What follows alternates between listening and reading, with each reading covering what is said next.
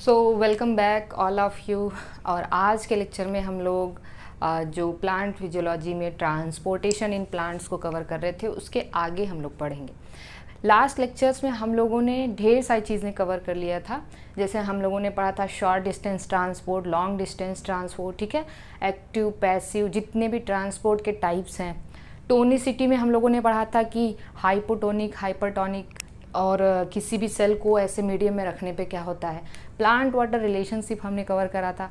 तो होप आप लोगों को जो वाटर पोटेंशियल, सोल्यूट पोटेंशियल, ये सारे कॉन्सेप्ट फुल्ली क्लियर होंगे। डीपीडी के बारे में भी हमने थोड़ा सा डिस्कस किया था। प्लाज्मोलाइसिस क्या है, ये सब मैं रिकॉल कर रही हूँ ताकि आप लोगों के दिमाग में आए कि हाँ ये हमने पढ़ा हुआ है और ये क्लियर है। आज के लेक्चर में हम लोग आगे बढ़ेंगे। हालांकि पिछले लेक्चर में हम लोगों ने ऑस्मोसिस भी पढ़ा था, तो वहाँ पे मैंने आपको बताया था कि ऑस्मोसिस भी एक डिफ्यूज़न ही है और स्पेशल केस ऑफ डिफ्यूज़न है जहाँ पे केवल और केवल वाटर का मूवमेंट होता है from higher concentration to lower concentration. एक टर्मिनोलॉजी हमने देखा था, ऑस्मोटिक प्रेशर क्या है और ऑस्मोटिक पोटेंशियल क्या है। तो ये सारी चीज़ें हमने आपको बताई थी कि ऑस्मोटिक प्रेशर का मतलब ऑस्मोसिस को रोकने के लिए जो प्रेशर लगाया जाता है उसको हम लोग ऑस्मोटिक प्रेशर कहते हैं। और ऑस्मोटिक पोटेंशियल क्या है, सोल्यूट पोटेंशियल को ही ऑस्मोटिक पोटेंशियल कहा गया था। ठीक है, आज के लेक्चर में हम लोग इम्बिबिशन पढ़ेंगे। ठीक है, व्हाट इज़ द इम्बिबिशन। देखिए, imbibition it is also a special case of diffusion. Special case of diffusion, special case of diffusion, diffusion ये भी एक डिफ्यूज़न ही है या आप ऑस्मोसिस कह सकते हैं, कोई दिक्कत नहीं है।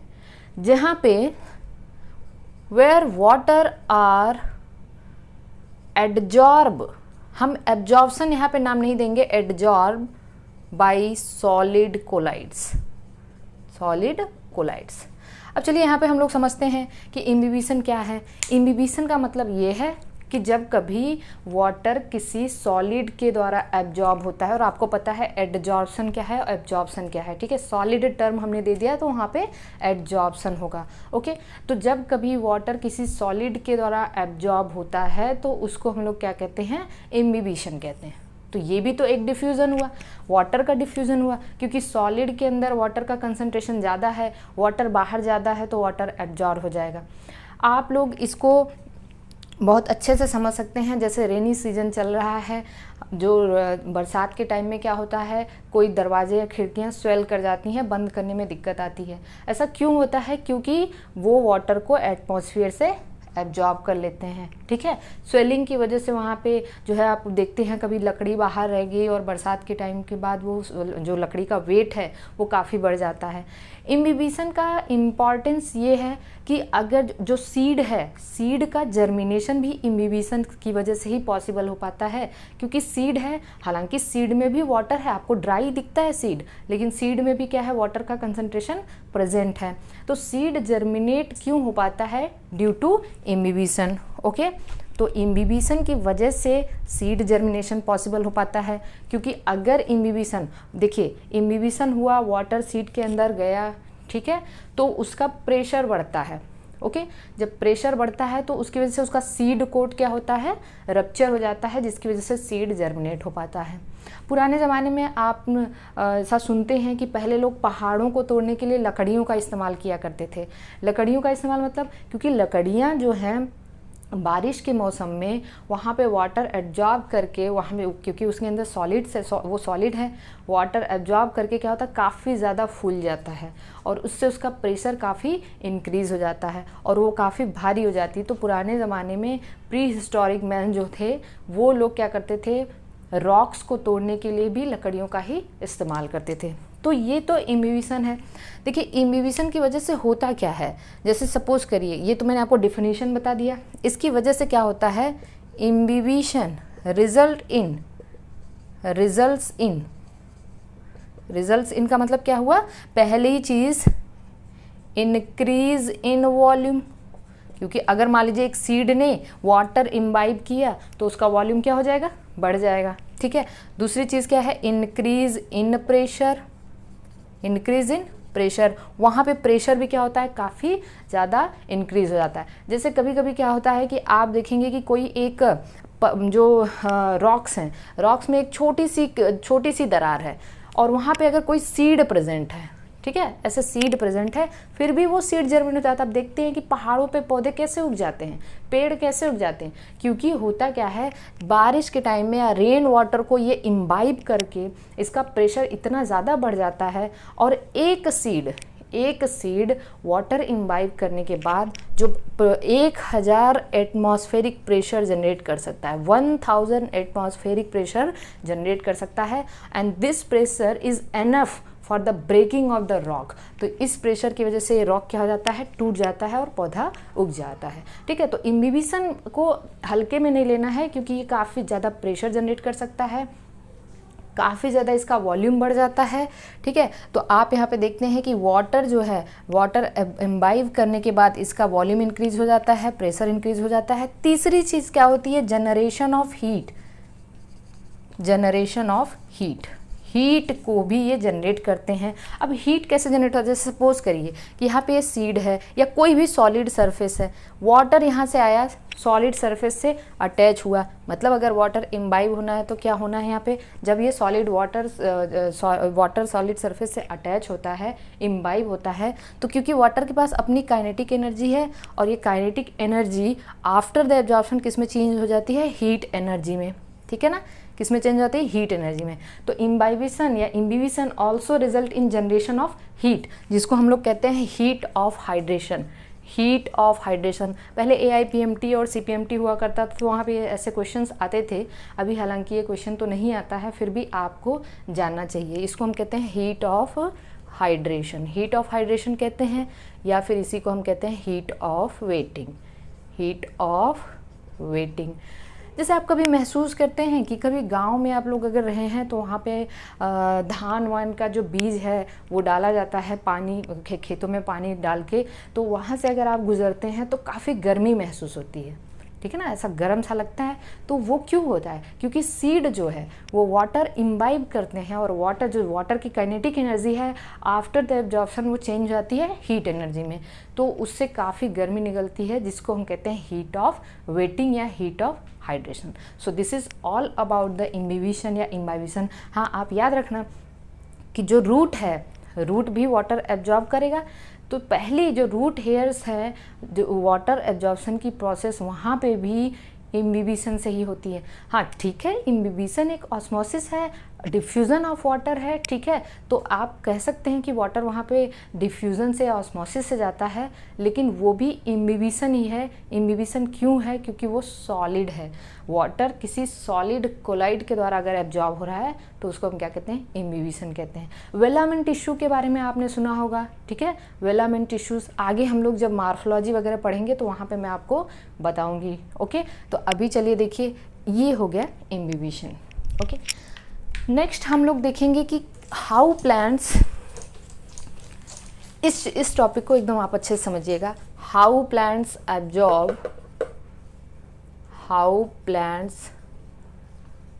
Absorb water and minerals.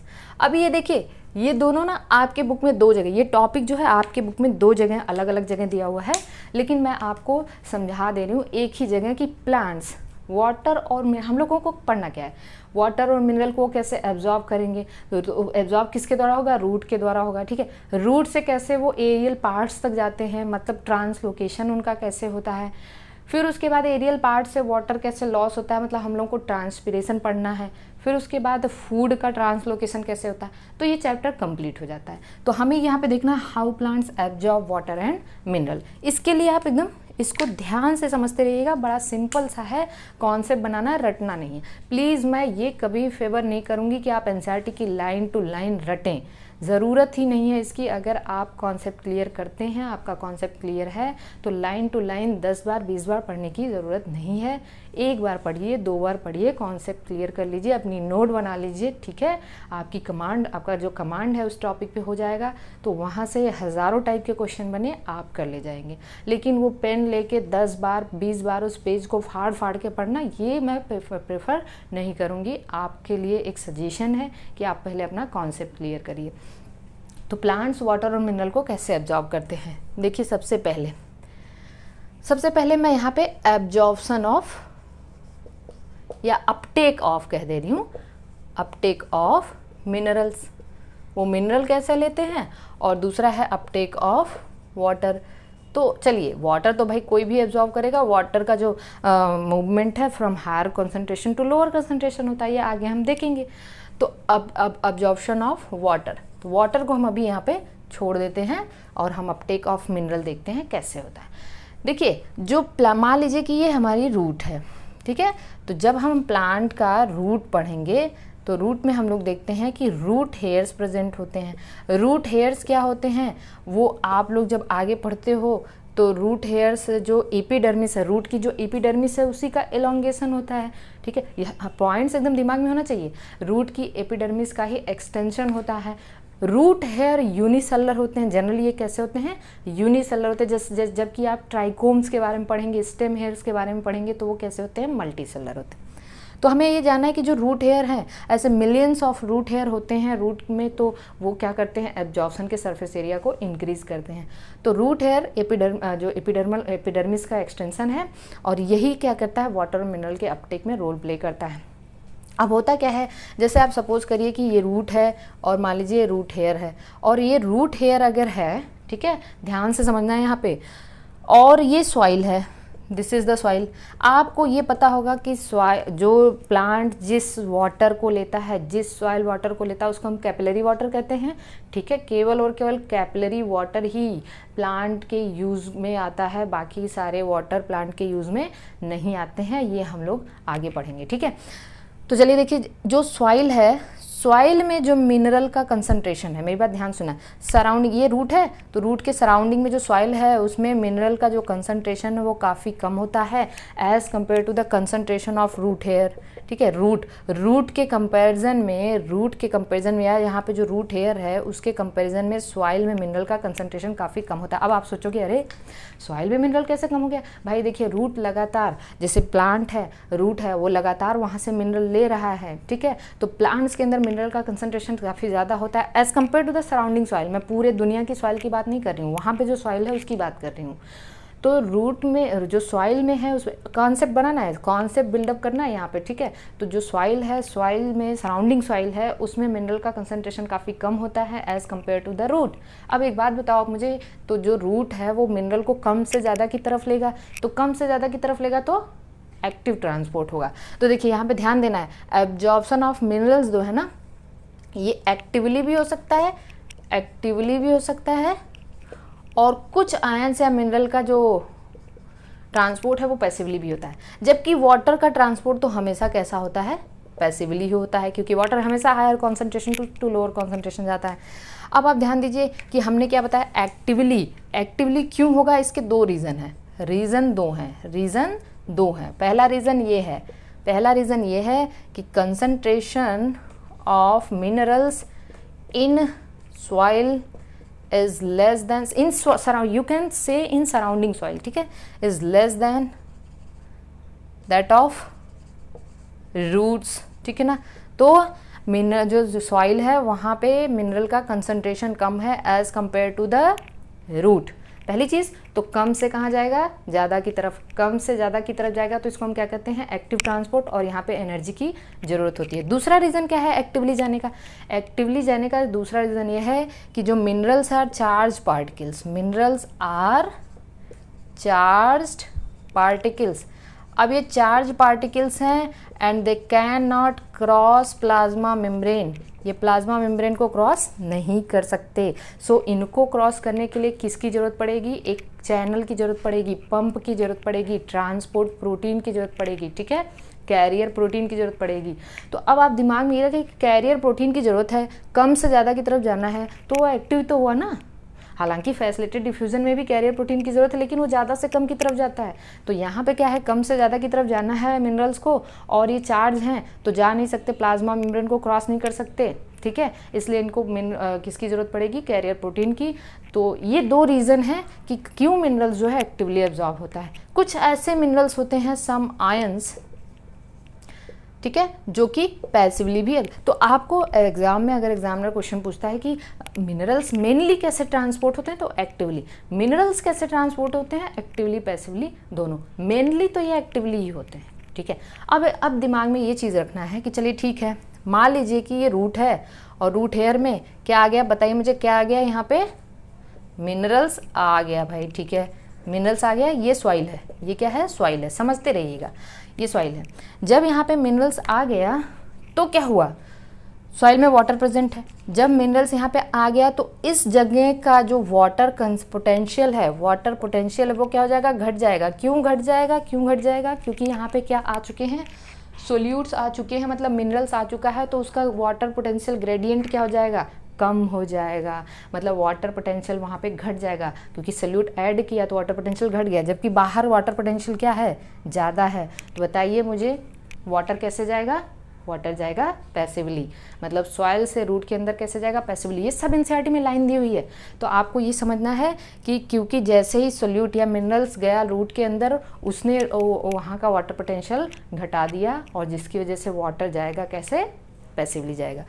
सो हमें ये बात समझ में आ गई कि वाटर, मिनरल्स कैसे गया, एक्टिवली गया, पैसिवली भी गया, लेकिन वाटर कैसे गए, पैसिवली गए, ठीक है। तो आपके एनसीईआरटी में एक लाइन दी हुई है कि unlike the water all minerals can not transported passively. कहने का मतलब ये है, इन्होंने बताया कि वाटर, क्योंकि वाटर क्या है, पैसिवली ट्रांसपोर्ट होता है, लेकिन मिनरल्स एक्टिवली और पैसिवली दोनों होते हैं। तो ये चीज़ है। तो आप कह देंगे कि मिनरल्स का ट्रांसपोर्ट के लिए एनर्जी की ज़रूरत है, जबकि वाटर के ट्रांसपोर्ट के लिए एनर्जी की ज़रूरत नहीं है। तो इस तरीके से प्लांट्स ने क्या किया, वाटर और मिनरल को एब्जॉर्ब किया। यहाँ तक बात समझ में आ चुकी है। चलिए ठीक है, तो रूट में क्या आ गया, वाटर और मिनरल आ गया, रूट के अंदर आ गया वाटर और मिनरल। मेरी बात ध्यान से सुनना है। अब ये रूट हेयर ने एब्जॉर्ब किया, रूट हेयर से आगे जाइलम तक कैसे जाता है। तो चलिए अगर हम एक डायग्राम बनाते हैं यहाँ पे, ये मान लीजिए मैंने बना दिया, इसको समझना है आपको, ठीक है। ये मैंने क्या बनाया, सबसे पहले रूट बनाते चलिए, रूट का जो डाइकोट रूट है उसका एक डायग्राम बनाएंगे। तो सबसे पहले क्या आएगा, एपिडर्मिस, ठीक है। एपिडर्मिस के बाद क्या आता है, कॉर्टेक्स आता है, क्योंकि रूट है, कॉर्टेक्स लूजली अटैच्ड होते हैं, मतलब इंटरसेलर स्पेसेस वहाँ पे ज़्यादा होते हैं। मैंने कॉर्टेक्स बना दिया। कॉर्टेक्स के बाद क्या आता है बताइए आप मुझे, एंडोडर्मिस के बाद क्या आता है, जल्दी से बताइए, पेरीसाइकिल। और पेरीसाइकिल के बाद क्या आता है, वेस्कुलर बंडल। वेस्कुलर बंडल में क्या है, जाइलम फ्लोएम। ये हम लोग समझते हैं, इसको ध्यान समझना है। इसी का एक्सटेंशन, एपिडर्मिस का एक्सटेंशन क्या है, रूट हेयर है, ये एपिडर्मिस है। चलिए मैंने यहाँ पे लिख दिया, मैं ऊपर लिख दे रही हूँ, शायद नीचे ना दिखाई दे रहा हो, एपिडर्मिस। और ये क्या है, कॉर्टेक्स। ये क्या है, एंडोडर्मिस। ओके, ये क्या है, पेरीसाइकिल। और ये क्या है, जल्दी बताइए, ये जाइलम है। क्योंकि वाटर मिनरल का ट्रांसपोर्ट जाइलम से होना है, सॉइल से, तो ये जाइलम से ही होगा। यूनिडायरेक्शनल बताया था मैंने, वाटर का ट्रांसपोर्ट तो यूनिडायरेक्शनल, मिनरल भी ऊपर जाएगा, लेकिन कुछ ऐसे मिनरल्स होते हैं जिनका ट्रांसपोर्ट मल्टी डायरेक्शन होता है। मैंने आपको बताया था, क्योंकि कुछ मोबाइल एलिमेंट्स हैं, जैसे कोई टिश्यू की डेथ हो रही है या कोई ऐसा कोई नया टिश्यू ही डैमेज हो गया है, ठीक है, तो अपना जो एलिमेंट्स है वो दूसरे को ट्रांसफ़र कर देगा, अगर मोबाइल एलिमेंट है तो। नॉन मोबाइल है तो वो किसी को नहीं जाएगा, ठीक है। तो मिनरल्स का ट्रांसपोर्ट मल्टी डायरेक्शन हो सकता है, वाटर का ट्रांसपोर्ट हमेशा यूनिडायरेक्शनल होता है। एपिडर्मिस, कॉर्टेक्स, एंडोडर्मिस और पेरीसाइकिल। अब चलिए देखिए सेल्स, एपिडर्मिस की सेल्स, सेल टू सेल के बीच का जो जंक्शन स्पेस है उसको हम इंटरसेलर स्पेसेस कहते हैं। आपको पता है कि जो एंडोडर्मिस की जो सेल हैं, एंडोडर्मिस की सेल में यहाँ पे क्या होता है, कैस्पेरियन बैंड होता है। आपने रूट में पढ़ा होगा, रूट हम लोग जब एनाटॉमी करेंगे ना तो वहाँ पे अच्छे से समझेंगे, बस आप इसको समझते रहिए कि यहाँ पे एक सुबेरिन और वैक्सेस से बनी एक लेयर होती है, तो जिसको हम लोग कहते हैं, क्या कहते हैं, Casparian band, after the name of the Caspary, ठीक है। कैस्पेरी एक साइंटिस्ट थे, उनके नाम के बाद, उनके नाम पे हम इसको क्या कहते हैं, कैस्पेरियन स्ट्रिप कहते हैं। ये कैस्पेरियन स्ट्रिप जो है कहाँ है, एंडोडर्मिस है, ये ध्यान लेना है। और ये मैंने लिख दिया casparian strip that is impervious to water, ये वाटर के लिए क्या होता है, इम्परवियस होता है। यहाँ तक बात समझ में आई। अब मेरी बात एकदम ध्यान से सुनना है।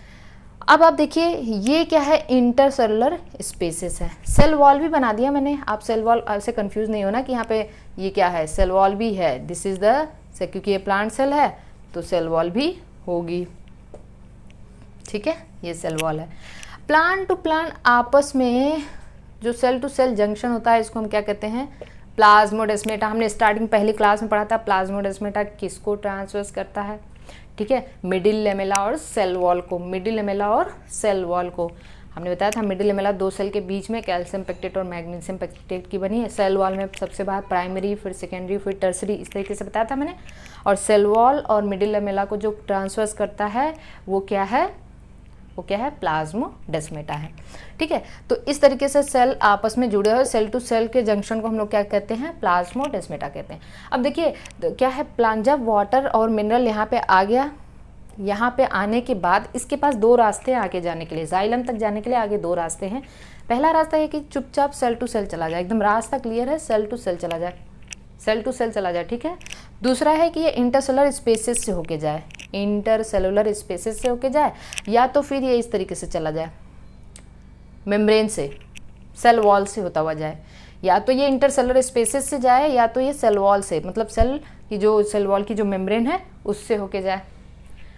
अब देखिए मैं एक इंटरसेलुलर स्पेस की बात करी, जब इंटरसेलुलर स्पेस से ये जाएगा, मे भी थोड़ा सा लाइट चली गई है, प्रॉब्लम हो सकती है, तो आप बस थोड़ा सा ध्यान दीजिएगा। अगर ये विजिबल है तो आप पढ़ते रहिएगा।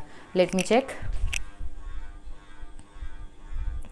हाँ, अगर ये इंटरसेलुलर स्पेस से होके जाएगा, ठीक है, ये इंटरसेलुलर स्पेस से होके जाएगा तो ये मूवमेंट काफ़ी फास्ट होगा, क्योंकि इंटरसेलुलर स्पेसेस में काफ़ी कम चीज़ें हैं, तो ये मूवमेंट क्या होगा, काफ़ी फास्ट होगा और बल्क मूवमेंट होगा। बल्क बताया था मैंने आपको, बल्क मूवमेंट किस तरीके से होगा कि वहाँ अगर कोई चीज़ ज़्यादा है, ठीक है ना, तो अगर किसी चीज़ का ज़्यादा चीज़ का मूवमेंट करना है तो वो कैसे होगा, बल्क होगा।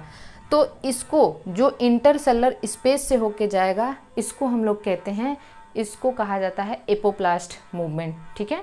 अब देखिए एपोप्लास्ट क्या है, एपोप्लास्ट जाए, शुरुआत इसकी बहुत तेज़ी से होगी। एपोप्लास्ट से में केवल और केवल वाटर मूव करता है, यहाँ से केवल और केवल वाटर जाता है, और ये मूवमेंट नॉन लिविंग कहलाता है। ये क्या है, नॉन लिविंग है। नॉन लिविंग क्यों है, क्योंकि ये सेल के बाहर से जा रहा है, जो भी लिविंग कंटेंट है वो तो सेल के अंदर है ना, तो एपोप्लास्ट फास्ट है, ठीक है, नॉन लिविंग है, ओके, बल्क मूवमेंट है, ठीक है। बल्क मूवमेंट में कैसे होगा, यहाँ पे वाटर कोहेसन और टेंशन वाली प्रॉपर्टी शो करेंगे। कोहेसन टेंशन प्रॉपर्टी का मतलब क्या है, कोहेसन का मतलब वाटर से अटैच होगा, और मतलब वाटर का वाटर के बीच में अटैचमेंट होगा, और आप कोहेसन एडेशन प्रॉपर्टी जानते हैं ना। और सरफेस टेंशन का मतलब वाटर का लिक्विड फेज में अट्रैक्शन ज़्यादा होगा as compare to gas phase में। तो जो एपोप्लास्ट है वो कंटिन्यूअस, वो क्या है, वो फास्ट है, इसके अलावा वो क्या है, नॉन लिविंग है, ओके। अब हम लोग देखते हैं कि एपोप्लास्ट में केवल वाटर मूव करता है, लेकिन एपोप्लास्ट कंटिन्यूअस नहीं है, वो थक जाता है, वो आके यहाँ पे ब्लॉक हो जाता है। कहाँ पे ब्लॉक होता है, एंडोडर्मिस के पास में वो ब्लॉक हो जाता है। क्यों ब्लॉक हो जाता है, अभी हमने आपको बताया था, क्योंकि ये जो कैस्पेरियन स्ट्रिप है that is impervious to water, ये वाटर के लिए इम्परवियस है। दूसरी चीज़ अब हमें ये समझना है कि जो सिम्प्लास्ट है, सिम्प्लास्ट का मतलब जो दूसरा पाथवे है, दूसरे पाथवे में क्या होगा कि ये सेल टू सेल जाए, सेल टू सेल जाए, ठीक है ना। सेल टू सेल जाने के लिए क्या है, अब आपको ये समझना है कि जो सेल टू सेल किसके थ्रू जाएगा, प्लाज्मोडेस्मेटा के थ्रू। प्लाज्मोडेस्मेटा के थ्रू जाएगा तो ये क्या है, आप ये कैसा सिस्टम है, लिविंग, क्योंकि ये सेल, और सेल टू सेल जाएगा तो साइटोप्लाज्मिक स्ट्रीमिंग के थ्रू जाएगा, क्योंकि अगर मॉलिक्यूल यहाँ पे आ गया, चाहे वाटर हो या मिनरल्स हो, तो यहाँ पे ये क्या होगा, साइटोप्लाज्मिक स्ट्रीमिंग का मतलब क्या है, साइक्लोसिस के थ्रू ये इसको ट्रांसफ़र किया जाएगा, फिर इसको ट्रांसफ़र किया जाएगा इसको, तो इसको हम लोग कहते हैं लिविंग। ये क्या है, लिविंग है, ओके। तो हमारे पास दो पाथवे मिले, एक तो हमारा मिला एपोप्लास्ट और दूसरा मिला सिम्प्लास्ट। क्योंकि सिम्प्लास्ट जो है ना वो पूरे सेल ऑर्गेनेल्स को क्रॉस करके सेल के बीच से जाना है, छोटा सा रास्ता है, इसलिए ये स्लो होता है, लेकिन ये कंटिन्यूअस है, इसको बीच में कहीं रुकना नहीं है। एक कछुआ खरगोश वाली कहानी सुनते हैं ना आप, कि कछुआ खरगोश था, बहुत फास्ट निकला लेकिन वो अंत में जाके रुक जाता है और फाइनल डेस्टिनेशन तक कौन पहुंचता है? कछुआ। तो खरगोश फास्ट निकला लेकिन वो थक गया, सो गया। फाइनल डेस्टिनेशन तक कौन पहुंचा? हाँ, कछुआ पहुंचा। ठीक है, कहने का मतलब ये है कि ये है कछुआ एपोप्लास्ट वाला, और ये सिम्प्लास्ट वाला क्या है? एपोप्लास्ट वाला क्या है? खरगोश है, और सिम्प्लास्ट वाला क्या है? कछुआ है। ठीक है, अब आप ध्यान देना है आपको ये कि जो सिम्प्लास्ट है, सिम्प्लास्ट इज द फाइनल। आगे जब यहाँ पे एपोप्लास्ट ब्लॉक हो जाता है, ब्लॉक होने के बाद फाइनली फिर फर्दर जो मूवमेंट होता है वो केवल और केवल सिम्प्लास्ट। तो बिफोर एंडोडर्मिस क्या है? एपोप्लास्ट और सिम्प्लास्ट दोनों है, लेकिन आफ्टर एंडोडर्मिस केवल और केवल सिम्प्लास्ट होता है। अब मैं आपसे एक चीज़ बताना चाहूँगी कि एपोप्लास्ट से केवल वाटर जाता है, केवल और केवल वाटर के मूवमेंट के लिए है, जबकि सिम्प्लास्ट वाटर और मिनरल दोनों के मूवमेंट के लिए है। सिम्प्लास्ट किसके लिए है? वाटर और मिनरल दोनों के मूवमेंट के लिए है। ओके, अब आप यहाँ पे एक चीज़ समझ लीजिए, मैं एपोप्लास्ट और सिम्प्लास्ट की बात करती हूँ, मैंने डिफरेंसेस आपको बता दिए हैं। अब जैसे देखिए यहाँ पे क्या है, ये जो एंडोडर्मिस है, एंडोडर्मिस के पास कुछ ऐसी प्रोटीन्स होती हैं, क्योंकि भाई अगर वो मिनरल ले रहा है ना, कोई भी है, हर एक सेल जब मिनरल लेगी, जब हर एक सेल टू सेल जब मिनरल जाएगा, आयन जाएगा, तो वो चैनल के थ्रू ही जाएगा। चैनल के थ्रू जब जाएगा तो वो चैनल क्या है? एंडोडर्मिस का जो प्रोटीन है, वो चैनल मतलब प्रोटीन है, तो एंडोडर्मिस की जो प्रोटीन होती हैं वो बहुत स्पेसिफिक प्रोटीन होती हैं। एंडोडर्मिस की जो प्रोटीन होती हैं वो बहुत स्पेसिफिक प्रोटीन होती हैं, उनको हम लोग कहते हैं ट्रांसपोर्ट प्रोटीन। ठीक है, या कंट्रोल प्रोटीन। ठीक है, तो एंडोडर्मिस की प्रोटीन क्या है? कंट्रोल पॉइंट है। क्यों? क्योंकि वो क्या करती हैं कि यहाँ पे वो ये डिसाइड करती हैं, ये प्रोटीन ये डिसाइड करती हैं कि आगे प्लांट को किस टाइप के सोल्यूट की ज़रूरत है, किस टाइप के मिनरल की ज़रूरत है, या उसके कितने अमाउंट की ज़रूरत है। मेरी बात ध्यान से समझिएगा कि जो एंडोडर्मिस की जो ट्रांसपोर्ट प्रोटीन है उसको हम लोग कहते हैं कंट्रोल पॉइंट। ठीक है, क्योंकि इसके पहले तो प्लांट में कोई भी मिनरल आया किसी भी टाइप का, क्योंकि सॉइल से कोई स्पेसिफिक, हाँ जितना मिनरल है वो आ गया, यहाँ तक बिफोर एंडोडर्मिस सारे टाइप के मिनरल प्रेजेंट हैं, लेकिन एंडोडर्मिस की जो कंट्रोल प्रोटीन है वो ये डिसाइड करेगी कि आगे प्लांट को किस टाइप का मिनरल भेजना है और उसका कितना अमाउंट भेजना है, ये प्लांट की नीड पे डिपेंड करेगा। ठीक है, तो ये पॉइंट आपको, transport protein of the endodermal cell are called as control point. क्यों? क्योंकि यहीं पे प्लांट किस टाइप का सोल्यूट आगे जाना है, उसका कितना अमाउंट जाना है, ये डिसाइड होता है। ओके, अब हम लोग देखते हैं आगे की प्रोसेस। यहाँ तक हमें बात समझ में आ चुकी है। आगे हम लोग देखते हैं, आगे हमने बता दिया कि फाइनल जो प्रोसेस होगा वो किसके थ्रू होगा? सिम्प्लास्ट के थ्रू। तो चलिए हम थोड़ा सा डिफरेंस पूछते हैं, आप भी ये साथ साथ करते रहिए। एपोप्लास्ट और दूसरा क्या है? सिम्प्लास्ट। ध्यान से समझिएगा कि apoplast mainly for water, apoplast किससे केवल और केवल वाटर जाता है। यहाँ पे सिम्प्लास्ट से वाटर और मिनरल्स दोनों। तो वाटर के ट्रांसपोर्ट के लिए दो पाथवे हो गए, एक एपोप्लास्ट हो गया और एक सिम्प्लास्ट हो गया, जबकि मिनरल केवल और केवल किससे जाता है? सिम्प्लास्ट। चलिए एक बात बताइए मुझे, एक बात बताइएगा कि जो एपोप्लास्ट है वो किससे होके जाता है? इंटरसेलुलर स्पेसेस, इंटरसेलुलर स्पेस से होके जाएगा एंड सेल वॉल। ठीक है, ये किससे होके जाएगा? वाया प्लाज्मोडेस्माटा, ये होके जाएगा प्लाज्मोडेस्माटा से। थर्ड क्या है? एपोप्लास्ट लिविंग है कि नॉन लिविंग है? ये नॉन लिविंग है, वेरी IMP, और ये लिविंग है क्योंकि सेल के अंदर से जाना है। ठीक है, और ये कैसे जाएगा? जो एपोप्लास्ट है वो बल्क में जाएगा, बल्क में या मास में। ठीक है, और ये कैसे जाएगा? साइटोप्लाज्मिक स्ट्रीमिंग के द्वारा, cytoplasmic streaming, you can note it. ठीक है, आप इसको नोट कर सकते हो। इसके बाद बताइए, ये फास्ट प्रोसेस है, फास्ट है बट डिसकंटिन्यूअस है, फास्ट है बट डिसकंटिन्यूअस है। ये स्लो है लेकिन कंटिन्यूअस है, कंटिन्यूअस, फाइनल यही है। ठीक है, और जहाँ पे ये कहाँ पे डिसकंटिन्यू होती है, एट एंडोडर्मिस। एंडोडर्मिस पे ये ब्लॉक हो जाता है, जिसको हम लोग कहते हैं एपोप्लास्ट ब्लॉक, एपोप्लास्ट ब्लॉक। तो ये है हमारा कौन लिविंग है कौन नॉन लिविंग है। याद रखना वाटर के लिए दोनों हैं, एपोप्लास्ट भी है और सिम्प्लास्ट है, लेकिन मिनरल्स के लिए केवल सिम्प्लास्ट। तो हमने अभी क्या देखा, हमने ये देखा कि प्लांट ने कैसे वाटर और मिनरल को लिया, मिनरल को एक्टिवली भी लिया पैसिवली भी लिया, मेनली एक्टिवली लिया। क्यों मिनरल को एक्टिवली लिया, क्योंकि मिनरल का कंसंट्रेशन सॉइल में कम है as compare to the root, तो कम से ज़्यादा एक्टिवली आएगा। दूसरा रीज़न ये कि मिनरल चार्ज पार्टिकल हैं तो प्लाज्मा मेम्ब्रेन को क्रॉस नहीं कर पाएंगे, उनके लिए एक मेम्ब्रेन प्रोटीन की ज़रूरत होगी। अब जब मिनरल आ गए रूट के अंदर तो वहाँ पे वाटर पोटेंशियल कम हो गया, तो वाटर कैसे जाएगा, पैसिवली जाएगा, ठीक है, क्योंकि वाटर हाई वाटर पोटेंशियल से लो वाटर पोटेंशियल जाएगा। फिर उसके बाद वाटर और मिनरल के दो पाथवे बता दिए मैंने आपको। वाटर का तो दो पाथवे है, लेकिन मिनरल केवल किससे जाएगा, सिम्प्लास्ट से होके जाएगा। जो एंडोडर्मिस की ट्रांसपोर्ट जो प्रोटीन है उसको हम लोग कहते हैं कंट्रोल पॉइंट, क्योंकि वहीं पे ये डिसाइड होता है कि आगे किस तरीके का मिनरल जाना है और उसकी कितना अमाउंट जाना है, ठीक है। बात यहाँ तक समझ में आ गई। यहाँ तक बात अगर समझ में आ गई तो आगे हम लोग देखते हैं कि अब क्या होगा। प्लांट्स ने तो ठीक है मिनरल और इसको क्या कहते हैं वाटर को एब्जॉर्ब कर लिया है, ठीक है। अब उसके बाद क्या होने जा रहा है, हाँ उसके बाद ये होगा जो अगला टॉपिक है वो हम लोग ये देखेंगे कि हाउ जो movement up a plant, water movement up a plant, जो अगला टॉपिक है water movement up a plant, ठीक है ना। यहाँ हम वाटर प्लस मिनरल ले लेते हैं। अब ये वाटर प्लस मिनरल कहाँ आ गए बताइए मुझे, कहानी बता रही हूँ मैं बिल्कुल, लेकिन एनसीईआरटी की सारी लाइंस हैं।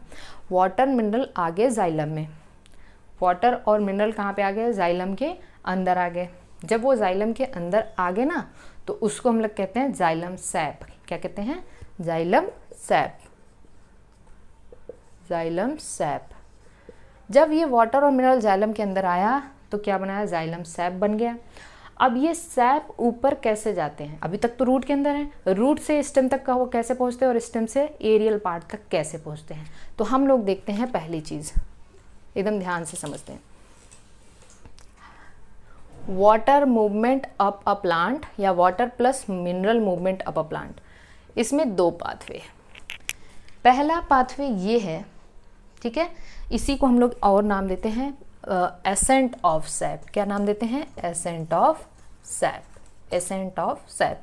ये सैप अब ऊपर कैसे चढ़ता है, तो पहली चीज ये है कि ये फ्रॉम, सबसे पहले from root to stem, root से ये स्टेम मतलब छोटी हाइट तक कैसे जाता है।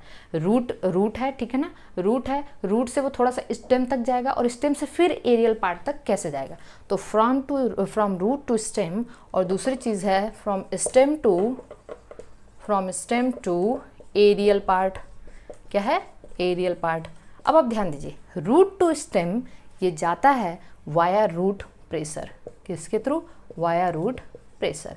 अभी हम लोग इसको आगे डिस्कस करेंगे। रूट टू स्टेम जाता है ये रूट प्रेशर के थ्रू, और from stem to aerial part ये कैसे जाएगा, वाया ट्रांसपिरेशन पुल। किसके थ्रू जाएगा, ट्रांसपिरेशन के द्वारा, ट्रांसपिरेशन पुल के द्वारा जाएगा, ट्रांसपिरेशन पुल के द्वारा जाएगा, ठीक है ना। जैसे अब आप इस चीज़ को पहले समझ लीजिए, वाटर और मिनरल आ गया रूट के अंदर, तो ये है वाटर प्लस मिनरल्स जो जाइलम के अंदर आ चुका है, जिसको हम क्या कहते हैं, जाइलम सैप। इसको नाम दिया हमने जाइलम सैप। अब जैसे देखिए, जब जाइलम वाटर प्लस मिनरल आया तो यहाँ पे क्या बढ़ा, एक प्रेशर डेवलप हुआ, क्योंकि जब मास है भाई, मास है उसके पास तो प्रेशर होएगा ही, मास ज़्यादा कलेक्ट होएगा तो प्रेशर जनरेट करेगा। अब ये जो प्रेशर डेवलप हुआ रूट के अंदर, इसको हम लोग कहते हैं रूट प्रेशर। इसको हम लोग क्या कहते हैं, रूट प्रेशर। ये रूट प्रेशर मतलब प्रेशर यहाँ ज़्यादा है, ऊपर प्रेशर कम है, तो ये क्या करेगा, ये प्रेशर इस जो सैप है उसको ऊपर की तरफ ढकेलेगा। तो यहाँ से रूट से ये वाटर और मिनरल या जो सैप है वो ऊपर थोड़ा आ जाएगा, चढ़ जाएगा, ज़्यादा दूर तक नहीं जा पाएगा, लेकिन लिटिल हाइट तक आएगा, ठीक है। तो ये root pressure from higher pressure to lower pressure ये सैप को ऊपर लेके जाएगा। तो रूट प्रेशर कैसा है, रूट प्रेशर एक पुशिंग फोर्स है। क्या है, पुशिंग फोर्स है, ये इम्पॉर्टेंट है। तो रूट प्रेशर क्या है, पुशिंग फोर्स है। जैसे रूट प्रेशर को अगर आपको जानना है तो आप क्या करेंगे, एक हर्बेसियस प्लांट लेंगे और हर्बेसियस प्लांट को आप रूट से थोड़ा सा ऊपर कट कर देंगे तो आप देखेंगे कुछ वहाँ से जो लिक्विड है वो बाहर आते हैं। तो वो लिक्विड जो बाहर आते हैं वो किसकी वजह से, क्योंकि जब आपने प्लांट को कट किया और कट करने के बाद नीचे से तो रूट एक प्रेशर लगा रहा है, उन सबको ऊपर भेज रहा है सैप को। तो प्लांट कट करेंगे अगर हम रूट के ऊपर से तो वहाँ से वो लिक्विड बाहर आएगा। इसी को हम लोग क्या कहते हैं, रूट प्रेशर कहते हैं। ठीक है, तो रूट प्रेशर क्या है, पुशिंग फोर्स है। तो ये कहाँ से, ये सैप को रूट से थोड़ा सा स्टेम में ऊपर तक भेजता है। लेकिन root pressure is not enough कि ये इस पूरे सैप को एरियल पार्ट तक भेज दे। ये प्रेशर इतना ज़्यादा नहीं होता कि सैप पूरा एरियल पार्ट तक पहुंच जाए। इसके लिए किसकी ज़रूरत होगी, इसके लिए ज़रूरत होगी एक ट्रांसपिरेशन पुल की। ट्रांसपिरेशन पुल का मतलब जैसे मान लीजिए कि हम इस प्लांट को बना दे रहे हैं और प्लांट का ये एरियल पार्ट है। एरियल पार्ट मतलब यहाँ पे लीव्स हैं। तो ट्रांसपिरेशन पुल क्या होता है, इसको हम लोग समझते हैं। इसको समझने के लिए हम लोग क्या देखते हैं कि मान लीजिए ये लीफ है, लीफ में स्टोमेटा है, स्टोमेटा से कंटिन्यूअस वाटर का लॉस हो रहा है। वाटर का लॉस कैसे हो रहा है ये भी आप समझिए कि जो लीफ है, लीफ के जो सब स्टोमेटल कैविटी है वहाँ पे वाटर ज़्यादा है as compare to surrounding air. जो सराउंडिंग एयर, सब कुछ एनसीईआरटी की लाइन है, बस आपको ध्यान से सुनना है। जो सराउंडिंग एयर है, क्योंकि ये चैप्टर पूरा कहानी है, आप ऐसे पढ़ लेंगे कैसे वाटर एब्जॉर्ब, फिर उसके आगे क्या हुआ, कैसे मिनरल पहुंचा वहाँ पे, ठीक है ना, कैसे फूड पहुंचा, ये सब कुछ एकदम कहानी है। एकदम ध्यान से सुनेंगे, सारी लाइन आपकी कवर हो जाएंगी। तो हुआ क्या कि कंटिन्यूस ये वाटर अगर ऊपर जा रहा है, ठीक है, और लेकिन ऊपर जा रहा है लेकिन फिर भी यहाँ से क्या हो रहा है, लीफ से 99% जो 100% वाटर में से केवल 1% वाटर प्लांट फोटोसिंथेसिस और ग्रोथ के लिए यूज़ करता है, लेस देन 1%, और मोर देन 99% वो क्या करता है, वो जो प्लांट स्टोमेटा से वो लॉस हो जाता है वाटर, जिसको हम ट्रांसपिरेशन कहते हैं। अब होता क्या है कि ये जो ट्रांसपिरेशन भी कैसे होता है, डिफ्यूज़न के थ्रू होता है। ट्रांसपिरेशन वाटर का लॉस भी डिफ्यूज़न, क्योंकि जो लीफ है, लीफ में अगर हम देखें, लीफ के कंपैरिजन में यहाँ पे जो सब स्टोमेटल कैविटी है उसमें वाटर कंसंट्रेशन ज़्यादा है as compare to surrounding atmosphere, ठीक है ना। तो water from higher concentration to lower concentration मतलब एटमॉस्फेयर में चला जाएगा, ठीक है। अब वाटर एक तरफ से कंटिन्यूअस जा रहा है, एटमॉस्फेयर में जा रहा है, तो एक वाटर की जो क्या बनेगा, एक चेन मतलब रिक्वायरमेंट होगी जिसको हम कहेंगे पुलिंग फोर्स, ठीक है ना। तो कंटिन्यूअस वाटर की एक रिक्वायरमेंट होगी जिसको हम कहेंगे पुलिंग फोर्स। ऊपर से एक खिंचाव हो रहा है, पुलिंग फोर्स लग रहा है, और नीचे से रूट प्रेशर के थ्रू ये थोड़ा सा ऊपर तक पहुंच चुका है। अब क्या होगा, इसको एक सपोर्ट मिल गया कि नीचे से हमको धक्का दिया जा रहा है और ऊपर से बुलावा आ रहा है, ठीक है। तो क्या होना है, अब वाटर टू वाटर आपस में अट्रैक्ट होना शुरू करेंगे और वाटर के सारे मॉलिक्यूल आपस में एक चेन बना लेंगे जिसको हम कहते हैं कोहेसन। कोहेसन का मतलब होता है अट्रैक्शन बिटवीन सेम मॉलिक्यूल, ठीक है। तो वाटर मॉलिक्यूल आपस में चिपकते चले जाएंगे। अब ये एक चेन बनाते चले जाएंगे। दूसरी चीज़ क्या है, दूसरी चीज़ ये है कि क्योंकि ये जाइलम से होके जाना है, तो जाइलम की जो वेसल्स हैं, ट्रैकीड्स हैं, ठीक है ना, जो जाइलरी एलिमेंट है, वहाँ पे कंटिन्यूअस वाटर लगा हुआ है, ठीक है। वाटर तो है ना, तो वाटर उसकी वॉल से भी चिपकना शुरू कर देंगे, जाइलम वेसल्स की वॉल से भी चिपकना शुरू कर देंगे, जिसको हम कहेंगे एडहेशन। तो इस तरीके से वाटर का एक कंटिन्यूअस चेन बन जाएगा, और ये चेन यहाँ से वाटर बाहर जा रहा है और इधर से वाटर ऊपर आ रहा है, तो बीच में जो है वाटर की एक चेन बन जाएगी जिसको हम क्या कहते हैं, ट्रांसपिरेशन पुल, ठीक है ना। तो या हम इसको कह सकते हैं ट्रांसपिरेशन स्ट्रीम। तो यहाँ पे क्या होने जा रहा है, वाटर इस तरीके से ऊपर जाएगा। तो हमने अभी आपको बताया कि फ्रॉम रूट टू स्टेम एक पुशिंग फोर्स है, लेकिन जो स्टेम से पूरा एरियल पार्ट तक जा रहा है उसको हम कहते हैं पुलिंग फोर्स। तो ट्रांसपिरेशन, क्योंकि ये पुलिंग फोर्स किसकी वजह से, due to the transpiration, due to the loss of water एक तरफ निकल रहा है, तभी वहाँ पे एक खिंचाव बन रहा है जिसको हम क्या कहते हैं, ट्रांसपिरेशन कहते हैं। तो अब ढेर सारे साइंटिस्ट में कन्फ्यूजन कि ट्रांसपिरेशन पुलिंग फोर्स है कि पुशिंग फोर्स है। तो ट्रांसपिरेशन क्या है, एक पुलिंग फोर्स है। रूट प्रेशर क्या है, एक पुशिंग फोर्स है। वेरी गुड, अब यहाँ से चीज़ें क्लियर होंगी। तो अब आप बताइए मुझे कि अब हमने देखा कि ये पुशिंग फोर्स है और ये क्या है, पुलिंग फोर्स है, this is the pulling force. इसको हम लोग कहते हैं अब इसको एक्सप्लेन करने के लिए, इसको एक्सप्लेन किया है, एक थ्योरी दिया गया है जिसको हम कहते हैं ट्रांसपिरेशन पुल थ्योरी। क्या नाम देते हैं? Transpiration pull theory. Transpiration pull theory, या इसी को पूरे को हमने एसेंट ऑफ सैप तो कहा ही है, ठीक है। ट्रांसपिरेशन पुल थ्योरी या कोहेसन टेंशन थ्योरी, क्या कहते हैं? कोहेसन टेंशन ट्रांसपिरेशन थ्योरी, जिसको दिया था डिक्सन एंड जॉली। 2 साइंटिस्ट थे, डिक्सन एंड जॉली।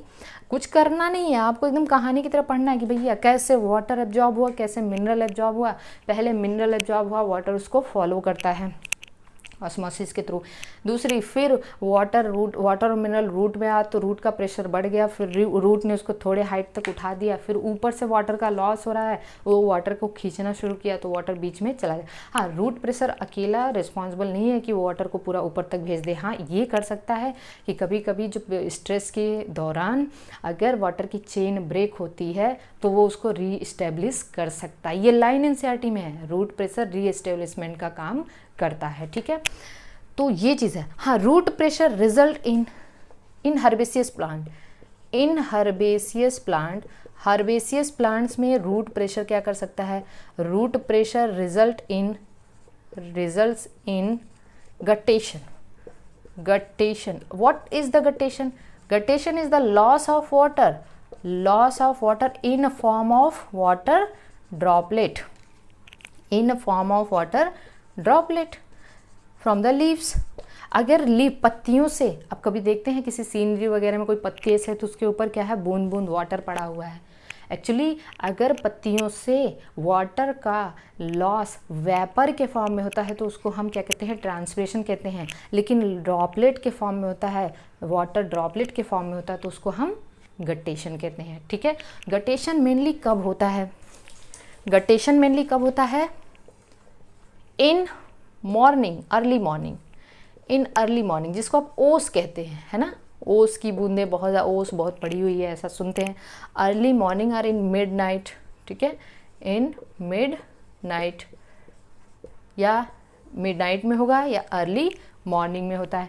क्यों होता है बताया मैंने, क्योंकि हर्बेसियस प्लांट है।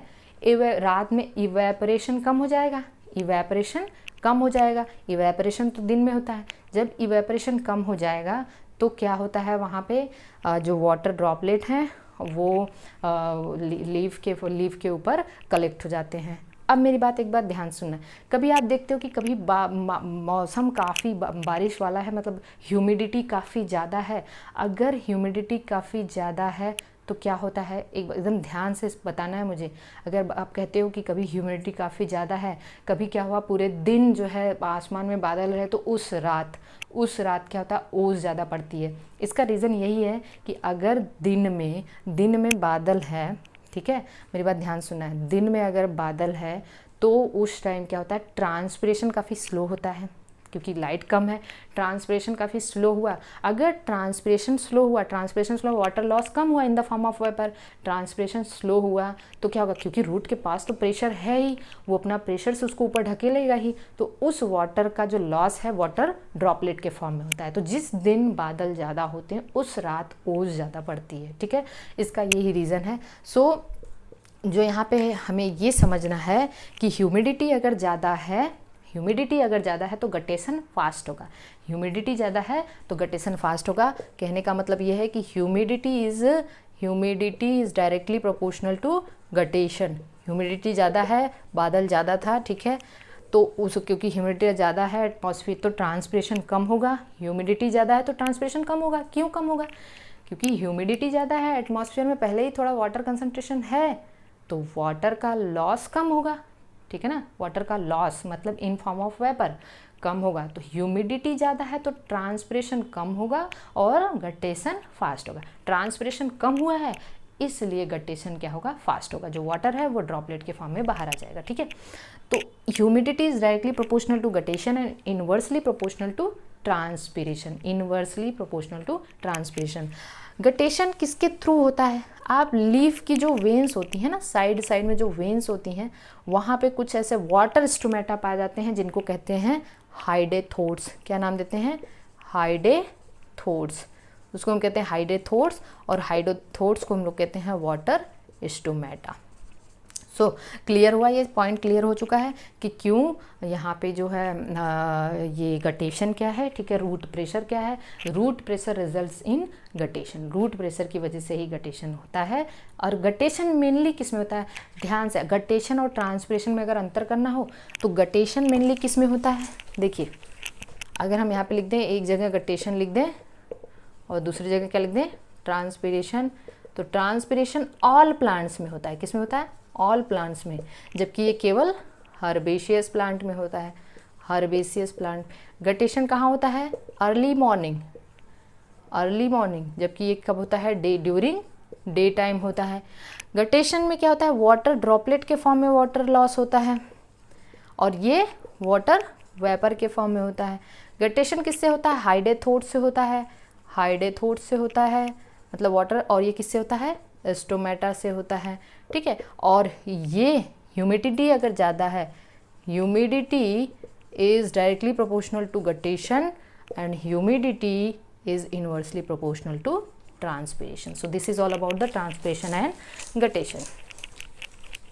अब देखिए अब हमें इतना पता चल चुका है कि रूट से स्टेम तक रूट प्रेशर से आया, फिर उसके ऊपर किसके थ्रू जाएगा, ट्रांसपिरेशन पुल थ्योरी। तो हम लोग देखते हैं what is the transpiration pull theory. Transpiration pull theory को ही क्या नाम दिया था, cohesion tension theory, cohesion tension theory. Cohesion tension theory किसने दिया था, डिक्सन एंड जॉली। ओके अब हम लोग ये देखते हैं कि डिक्सन एंड जॉली, ध्यान से इसको चीज़ को समझना है। डिक्सन एंड जॉली ने क्या बताया कि जो वाटर है, ठीक है, जो वाटर ऊपर चढ़ता है ट्रांसपिरेशन की वजह से, जो वाटर ऊपर चढ़ता है, एसेंट ऑफ सैप जिसको हम कह सकते हैं, जिसमें वाटर मिनरल सब होते हैं, वो तीन प्रॉपर्टी, वाटर की तीन प्रॉपर्टी की वजह से ऐसा हो पाता है। पहला क्या है, कोहेसन, अभी हमने आपको बताया कोहेसन, और दूसरा है एडेशन, और तीसरा है सरफेस टेंशन। हालांकि सरफेस टेंशन को हम यहाँ पे थोड़ा सा सरफेस टेंशन का मतलब थोड़ा सा अलग होता है, लेकिन जैसा एनसीईआरटी में दिया हुआ उसको हम वैसे ही समझाएंगे। कोहेसन का मतलब अब क्या है, जैसे यहाँ स्टेम से एरियल पार्ट तक अगर वाटर जाना है तो हमने बताया वाटर का वाटर में अट्रैक्शन होगा, तो म्यूचुअल अट्रैक्शन बिटवीन, क्योंकि कोहेसन का मतलब होता है attraction between the same particle, तो कोहेसन हो गया। एडेशन का मतलब क्या है, आपको पता है वाटर का मूवमेंट किससे होने जा रहा है, वाटर का ट्रांसपोर्ट जाइलम से होने जा रहा है, ठीक है। तो जो जाइलरी एलिमेंट होते हैं, जाइलरी एलिमेंट, या इसी को हम क्या कहते हैं, ट्रैकरी एलिमेंट, ट्रैकरी एलिमेंट, उसमें दो चीज़ आती है, एक तो आता है जाइलम वेसल, क्या आता है, जाइलम वेसल, और दूसरा आता है जाइलम ट्रैकीड्स। हालांकि देखिए जाइलम वेसल केवल और केवल एंजियोस्पर्म्स में होता है, ठीक है, केवल किसमें होता है, एंजियोस्पर्म। तो एंजियोस्पर्म में ट्रैकीड और वेसल दोनों होते हैं, जबकि जिम्नोस्पर्म में केवल और केवल ट्रैकीड होता है, ये तो पता है आपको। तो अगर ट्रैकरी एलिमेंट कहा जा रहा है मतलब वो एंजियोस्पर्म की बात हो रही है, क्योंकि जिम्नोस्पर्म तक हम इसको केवल क्या कहेंगे, ट्रैकीड कहेंगे। तो वाटर और मिनरल का ट्रांसपोर्ट किससे होता है, ट्रैकरी एलिमेंट से, जाइलम वेसल और जाइलम ट्रैकीड से। अब यहाँ पे मैंने क्या बताया कि वाटर टू वाटर अट्रैक्शन होगा, हम उसको कोहेसन कहेंगे। वाटर का जाइलरी एलिमेंट जो पोलर सरफेस है उससे अटैचमेंट होगा, या ट्रैकरी एलिमेंट का से अटैचमेंट होगा, तो वो उसको हम कहेंगे एडेशन। एडेशन में डी आ रहा है, different attraction between different molecule, तो उसको हम क्या कहेंगे, एडेशन कहेंगे, ठीक है। सरफेस टेंशन का मतलब ये है कि वाटर मॉलिक्यूल के बीच में अगर वो लिक्विड स्टेज में है तो वहाँ पे अट्रैक्शन काफ़ी ज़्यादा होता है एज़ कम्पेयर टू गैसेस, क्योंकि अगर वो लिक्विड है तो वहाँ पे डेंसिटी थोड़ी ज़्यादा होगी। गैसेस में तो डेंसिटी आपकी जो है वो मॉलिक्यूल्स दूर दूर होते हैं, ठीक है। तो वाटर मॉलिक्यूल के बीच जो अट्रैक्शन है वो ज़्यादा है as in liquid stage as compare to the gaseous stage.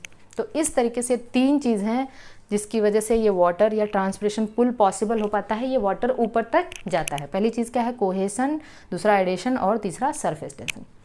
ये तीनों प्रॉपर्टी मिलके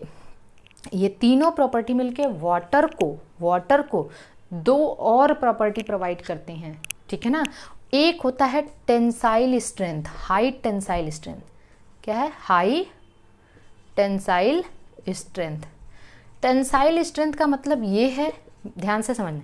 टेंसाइल स्ट्रेंथ का मतलब ये है कि जो वाटर की जो एबिलिटी है to resist the pulling force, मतलब वाटर ऐसे बहा जा रहा है, बीच में से ब्रेक नहीं हो रहा, वाटर एकदम बहता चला जा रहा है, चढ़ता चला जा रहा है, और वो एक पुलिंग फोर्स को क्या कर रहा है, रेजिस्ट कर रहा है, पुलिंग फोर्स को रेजिस्ट कर रहा है। इस प्रॉपर्टी को हम क्या कहेंगे, टेंसाइल स्ट्रेंथ। तो ये तीनों प्रॉपर्टी मिलके वाटर को दो और प्रॉपर्टी प्रोवाइड करते हैं। पहला टेंसाइल स्ट्रेंथ और दूसरा है कैपिलैरिटी।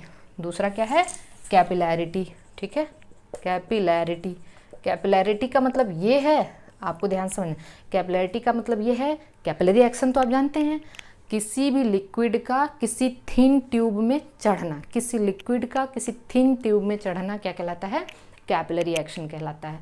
तो आप थिन ट्यूब क्या है, ट्रैकिड्स की वेसल, जो ट्रैकिड्स की जो ल्यूमन है, वो जाइलम वेसल्स की जो ल्यूमन है, ठीक है ना, तो उनके जो ल्यूमन के डायमीटर हैं, मतलब ट्रैकरी एलिमेंट के ल्यूमन के जो डायमीटर हैं, वो वाटर को कैपिलरिटी प्रोवाइड करते हैं। कैपिलरिटी का मतलब वो एक थिन ट्यूब की तरह काम करेंगे और वाटर उसमें ऊपर चढ़ता जाएगा। ठीक है, तो यहाँ तक ये ट्रांसपिरेशन पुल थ्योरी है। ट्रांसपिरेशन पुल थ्योरी या कोहेसन टेंशन थ्योरी क्या कहता है कि वाटर इसलिए ऊपर चढ़ पाता है क्योंकि उसके पास ये सारी प्रॉपर्टी हैं, कोहेसन, एडिशन और सरफेस टेंशन, और दो एडिशनल प्रॉपर्टी और भी हैं, हाई टेंसाइल स्ट्रेंथ है, ठीक है, और दूसरी क्या है, कैपिलैरिटी है। इस वजह से ये पॉसिबल, कैपिलैरिटी का मतलब हमने अभी बताया, ability to rise in thin tube, and capillarity में डायमीटर किसका है, किसका किसका ऐड होगा, कौन कौन सी ट्यूब का डायमीटर ऐड होगा, ट्रैकरी एलिमेंट का, और ट्रैकरी एलिमेंट में जाइलम वेसल भी आते हैं और जाइलम ट्रैकिड्स भी आते हैं। ठीक है, that is all about the transpiration. अभी अभी जो हमने बताया कि वाटर, मेरी बात ध्यान सुना है, वाटर दो पाथवे फॉलो करता है एब्जॉर्प्शन के थ्रू। ठीक है, एब्जॉर्प्शन के बाद जाइलम तक आने में पहला पाथवे है सिम्प्लास्ट और दूसरा है एपोप्लास्ट। मेजरली एपोप्लास्ट है और सिम्प्लास्ट माइनर है। मिनरल्स केवल सिम्प्लास्ट को फॉलो करते हैं। ठीक है, कुछ ऐसे प्लांट्स होते हैं, मेरी बात ध्यान से सुनना है, कुछ ऐसे प्लांट हैं जहाँ पे रूट हेयर्स में एब्जॉर्प्शन के लिए सरफेस एरिया और ज़्यादा बढ़ा दिए जाते हैं। जैसे आपने माइकोराइजा का नाम सुना है, माइकोराइजा। माइकोराइजा क्या है, mycorrhiza is a symbiotic association और mutualism between fungi and higher plant, root of higher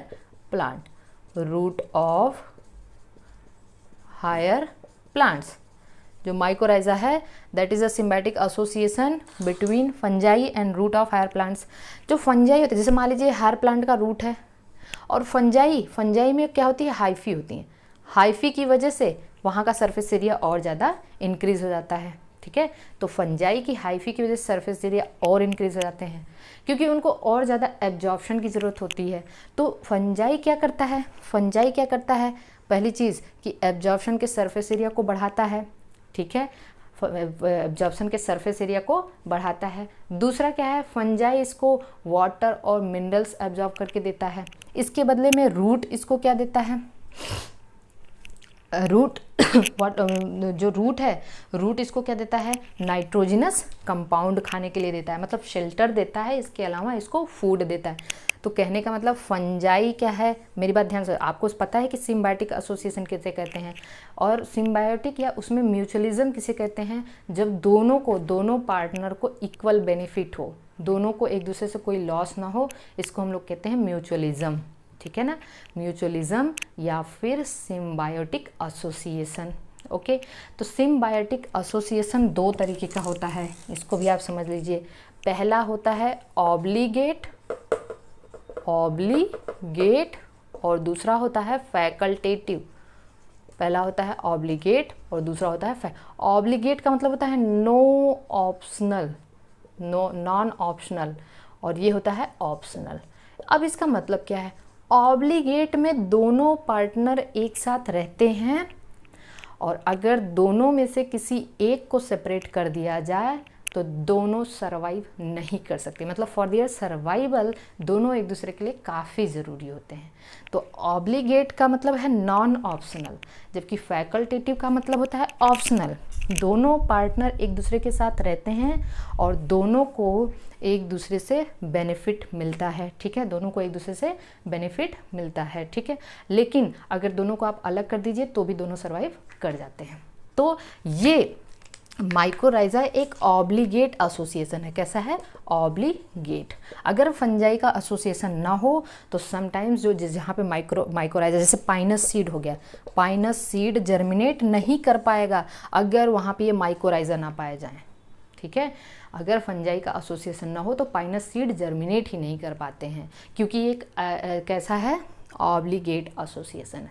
सो आज के लेक्चर में हम लोग इतना पढ़ेंगे, इसको बहुत ध्यान से समझना है आप लोगों को। अगले लेक्चर में हम लोग जितने भी जो पार्ट बचे हुए हैं उसको कवर करेंगे। Thank you.